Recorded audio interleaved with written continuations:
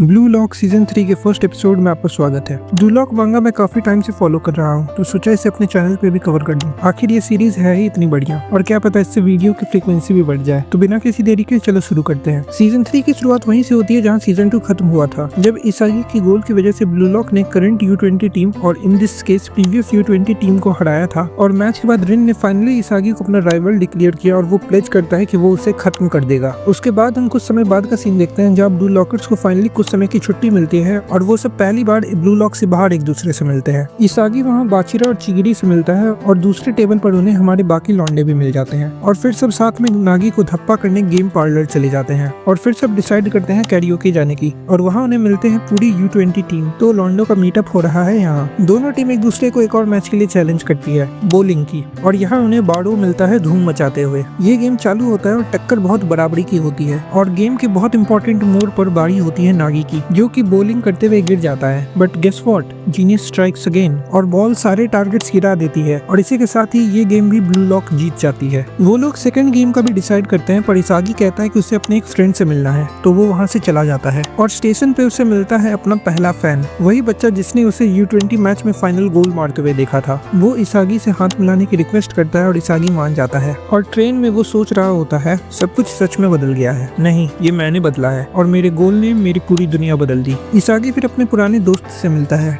ये वही बंदा है जिसे इसागी ने फर्स्ट चैप्टर में बॉल पास की थी, पर वो गोल मिस कर दिया और जिस वजह से उनकी टीम हार गई थी। वो दोनों कुछ देर बातें करते हैं, पर फिर वो कहता है इसागी सच में काफी लकी है कि बॉल बस उसके तरफ आ गई और उसने गोल कर दिया, और अगर वो ब्लू लॉक गया होता तो शायद वो भी हीरो होता। और साथ ही में वो कहता है खैर ऐसा लगता है कि तुमने अपने इस गोल में अपना सारा लक यूज कर दिया। और इसागी ने वो पूरा टाइम जो उसने ब्लू लॉक में बिताया है उसके बारे में सोचते हुए एक स्माइल के साथ कहता है शायद तुमने सही कहा। उसके बाद हम ईगो को देखते हैं जो कि कुछ बिजनेसमैन के साथ मीटिंग कर रहा होता है और वो उन्हें अपना प्लान बताता है ब्लू लॉक फेज 2 को और बड़ा करने के लिए। फिर हम रिन को देखते हैं जो कि समुद्र किनारे बैठकर से के बारे में न्यूज पढ़ रहा होता है, जहां मीडिया उसे काफी क्रिटिसाइज कर रही होती है U20 मैच के अंत में उसने जो गेम किया था उसके लिए। मतलब वही कि उसने वो बॉल डायरेक्ट पास ना करके अपने पास ही रखा उसके लिए। रिन याद करता है कि एक पल के लिए ही सही, लेकिन उसने से को हराया था। लेकिन जीतने के बाद भी वो अपनी इस नई साइड के बारे में कुछ समझ नहीं पा रहा, लेकिन शायद से को उसकी इस नई साइड के बारे में पता था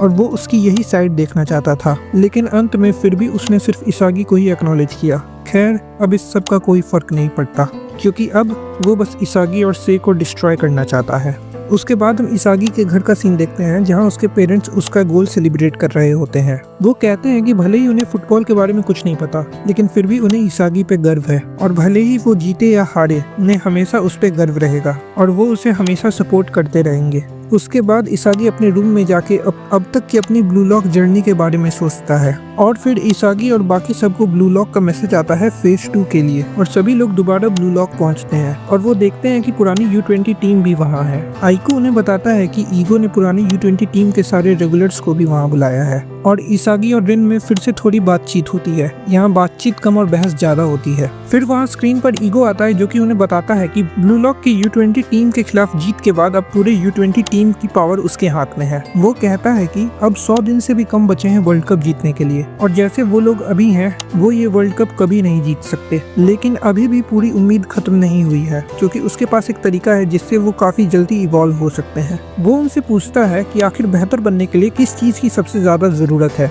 और किस वजह से वो लोग इतनी जल्दी इतना इवॉल्व कर पाए हैं। इसका जवाब है एनवायरनमेंट, वो एनवायरनमेंट जो ब्लू लॉक ने उन्हें प्रोवाइड किया है और आगे बेहतर बनने के लिए उन्हें और भी बेहतर एनवायरनमेंट की जरूरत होगी। और ब्लू लॉक की जीत से उन्हें जो इन्वेस्टर्स मिले हैं, ब्लू लॉक का फेज 2 उसकी उम्मीद से भी ज्यादा बेहतर हो गया है और इसलिए ब्लू लॉक फेज 2 में उन्हें वर्ल्ड्स बेस्ट के बीच में रहना होगा, जो कि है यूरोप लीग की टॉप 5 टीम्स।